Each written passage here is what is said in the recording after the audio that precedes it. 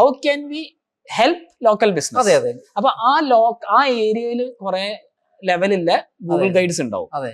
ഇവരോട് പറയാം നിങ്ങൾ ഇതിൽ രജിസ്റ്റർ ചെയ്യുക. അപ്പൊ നമുക്കറിയില്ല ആ ഏരിയയിലാണ്, അവർക്ക് അതിനെ പറ്റി അറിയാം.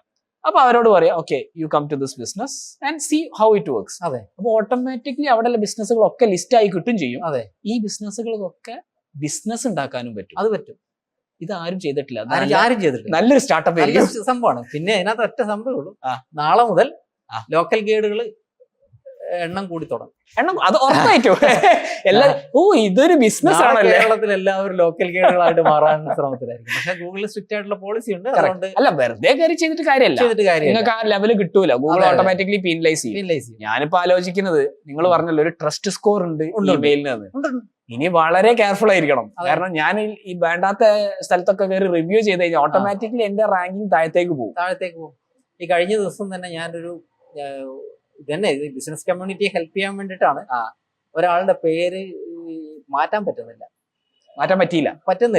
അപ്പൊ ഞാൻ പല രീതിയിൽ നോക്കി. അപ്പൊ ഞാൻ ഈ ലോക്കൽ ഗൈഡിൽ ഒരാളുടെ അടുത്ത് പറഞ്ഞു ഇങ്ങനെ ഒരു സംഭവം ഉണ്ട്, പേരൊന്ന് ജസ്റ്റ് മാറ്റണം, പക്ഷെ അതിന് ലീഗൽ പ്രൂഫ് ഇല്ല, ഒന്ന് ഹെൽപ്പ് ചെയ്യാമോ എന്ന് ചോദിച്ചു. പക്ഷെ അയാളുടെ തന്നെ ഞാൻ പറഞ്ഞു ഒരു ഇഷ്യൂ ഉണ്ട്, നിങ്ങൾ ഈ ലോക്കൽ ഗൈഡ് എന്നുള്ള സംഭവം കറക്റ്റ് ആയിട്ട് മെയിൻറ്റെയിൻ ചെയ്ത് പോകുന്ന ഈ ട്രസ്റ്റ് സ്കോർ ഒക്കെ നോക്കുന്ന ഒരാളാണെന്നുണ്ടെങ്കിൽ ഹെൽപ്പ് ചെയ്യേണ്ടെന്നും പറഞ്ഞു.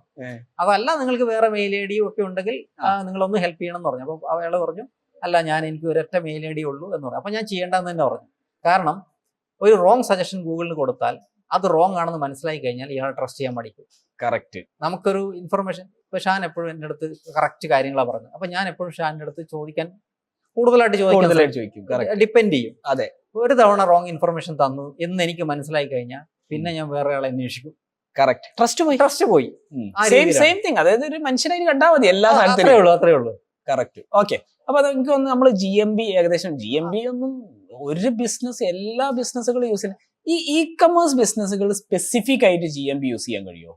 ഇ-കൊമേഴ്സ് ബിസിനസ്സിന്, അതെ, ഓൺലൈൻ ബിസിനസ്സിന് ഇപ്പൊ GMB അവർ പറയുന്നത് വെച്ചാൽ അതിനൊരു ഓൺലൈൻ പ്രസൻസ് ഉണ്ടാക്കാൻ വേണ്ടിയിട്ട് ചോദിക്കുന്നുണ്ട്. നിങ്ങൾ ഓൺലൈനിൽ മാത്രമുള്ള ഒരു ബിസിനസ് ആണെന്നുണ്ടെങ്കിൽ പ്രസൻസ് വേണ്ടെന്ന് പറയുന്നുണ്ട്. അതെ. പക്ഷെ നമുക്ക് വേറൊരു രീതിയിൽ ട്രസ്റ്റ് ഫാക്ടറാണ് ആക്ച്വലി ഒരു GMB എന്ന് പറയുന്നത്. അതെ. അതായത് ഒരു ഫിസിക്കൽ എൻറ്റിറ്റി ഉള്ള ഒരു ബിസിനസ് എന്ന് പറഞ്ഞാൽ അത് ആക്ച്വലി ഒരു ആളുകൾക്ക് ഒരു ട്രസ്റ്റ് ഉണ്ടാവും. അതെ. ഇപ്പോൾ ഒരു പ്രോഡക്റ്റ് നമ്മൾ വാങ്ങിച്ചു അല്ലെങ്കിൽ നമ്മൾ പേയ്മെന്റ് അടച്ചു, ഓൺലൈനിലുള്ളൊരു ബിസിനസ്സാണ്, അവർക്കൊരു ഫിസിക്കൽ ലൊക്കേഷൻ ഉണ്ട് എന്ന് നമുക്ക് മനസ്സിലായ ഒരു പകുതി സമാധാനം ഉണ്ടല്ലോ. കറക്റ്റ്. എവിടെങ്കിലും പോയി അന്വേഷിച്ചാലോ. അപ്പൊ ആ രീതിയിൽ ഒരു ഫിസിക്കൽ ലൊക്കേഷൻ ലിസ്റ്റ് ചെയ്യുന്ന സമയത്ത് അതിനൊരു പ്രാധാന്യമുണ്ട്. പിന്നെ ഗൂഗിളിനെ സംബന്ധിച്ചിടത്തോളം ഒരു ബിസിനസ് എന്താണ് എന്ന് മനസ്സിലാക്കാൻ വേണ്ടി അതിന്റെ ഫിസിക്കൽ ലൊക്കേഷൻ അവർ ഉപയോഗിക്കാറുണ്ട്. അവരിപ്പോ പറയുന്നുണ്ട് ഒരു ഓൺലൈൻ ബിസിനസ് ആയതുകൊണ്ട് നിങ്ങൾക്ക് GMB വേണ്ട എന്നവർ പറയുന്നുണ്ട്. പക്ഷെ എന്നാൽ പോലും ഞാൻ പലരോടും സജസ്റ്റ് ചെയ്യുന്നത് എന്താ വെച്ചാൽ നമുക്ക് നമ്മുടെ ഒരു ഫിസിക്കൽ എൻറ്റിറ്റി ഗൂഗിളിനെ അറിയിക്കാനുള്ള ഏറ്റവും എളുപ്പമാർഗ്ഗം ഇതാണ്. അല്ലാതെ അറിയിക്കാം, നമുക്ക് സ്ട്രക്ചേർഡ് ഡാറ്റ വഴി അവരെ അറിയിക്കാം.